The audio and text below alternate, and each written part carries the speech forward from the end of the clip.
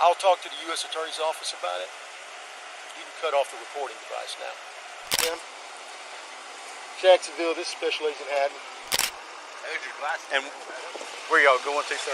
TMH, yes, sir. TMH. On December 3rd, 2019, in the quaint Gulf Coast town of Carabel, Florida, an unusual sequence of events unfolded involving real estate agent Marilyn Bean.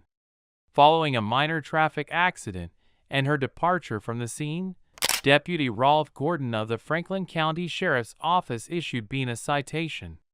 This ordinary procedure took an extraordinary turn when FBI Special Agent Alexis Haddon intervened, leading to an intricate encounter with Deputy Gordon, raising questions about jurisdiction and authority. Deputy Rolf Gordon, following an unexpected call, meets with a man claiming to be FBI Special Agent Alexis Haddon in a nondescript parking lot, a setting that instantly raises red flags for the deputy.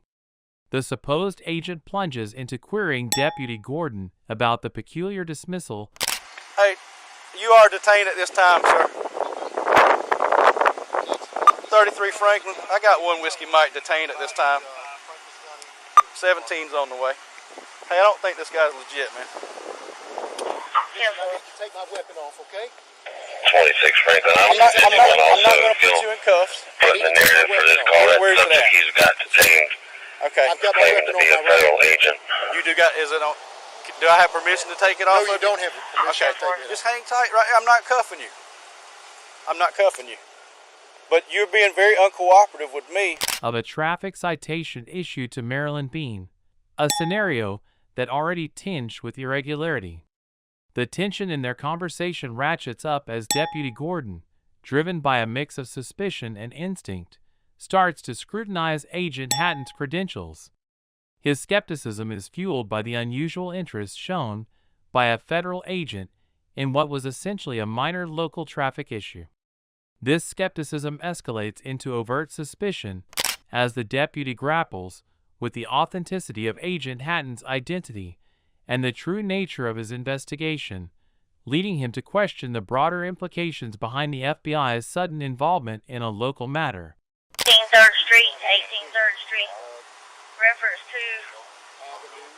premises check. Yeah, it's on Highway 98. June Coveney at 653-8825, 653-8825. She's advised that her son is living in a camper in her yard and there's subjects there that she wants to be He removed. doesn't know what's going on, but he doesn't know that I've been detained by Ralph. I was getting ready to send him an email about my contact with him, but I can't go in there. The unusual choice of location for the meeting, combined with the agent's vague responses and reluctance to provide a clear rationale for his inquiry, only served to heighten Deputy Gordon's concerns. Agent Haddon's involvement in the expansive FBI investigation targeting public corruption in North Florida introduces a layer of complexity to his meeting with Deputy Gordon. The revelation that Haddon is investigating a potential network of corruption, possibly implicating government officials, reframes the deputy's cautious approach. As a local law enforcement officer, Deputy Gordon is thrust into a delicate situation, balancing respect for federal authority with the responsibility to verify the authenticity of someone asserting federal jurisdiction. He is. So he goes, I said, where you wanting to meet me at? And he goes, he says, I think it's the new substation. I said, the new police department? He goes, yeah, he wasn't real sure. I'm like, okay. So I went down there. He had just called me and like, hey man, what's up? I said, I gotta go meet this guy. He's investigating something. He's hollering. This scenario shows the relationship between local and federal law enforcement agencies, especially in the context of high-stakes corruption probes. Deputy Gordon's decision to detain Agent Haddon, while controversial, highlights the intricate dance of authority and trust that must be navigated in such interactions. The encounter becomes a microcosm of the broader challenges faced when local officers confront federal agents, particularly in situations where the legitimacy of those agents is in question. It also raises essential questions about the protocols and communication necessary to maintain a cooperative and effective relationship between differing law enforcement entities. He was questioning me on a ticket that I wrote. Said he worked for another agency, which turns out to be legit, but at the time, we didn't know. So I called my supervisor here. The decision was made to detain him while we were checking his legitimacy. Yeah. And we put him in the back.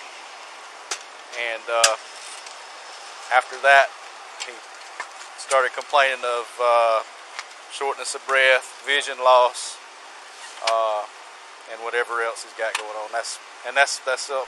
The mysterious dismissal of Marilyn Bean's traffic citation, bypassing the court system, serves as a critical juncture in uncovering potential public corruption.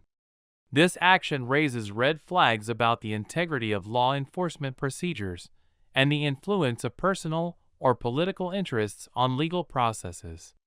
The involvement of Deputy Gordon and the subsequent attention from the FBI suggest that what initially seemed like a minor traffic infraction could be indicative of systemic issues within local governance. This incident brings to the fore the critical need for checks and balances in law enforcement and judicial systems. It highlights the vulnerability of local institutions to manipulation and highlights the role of federal agencies, like the FBI, in upholding legal and ethical standards. I went to go print it out, and I'm like, this don't really feel right getting interviewed on the side of the road. Supervisor hadn't told me about it. Let me call a supervisor and see, can he do this? I'm fine with it if he can, but I wanted to let somebody know, hey, somebody's interviewing me about a ticket.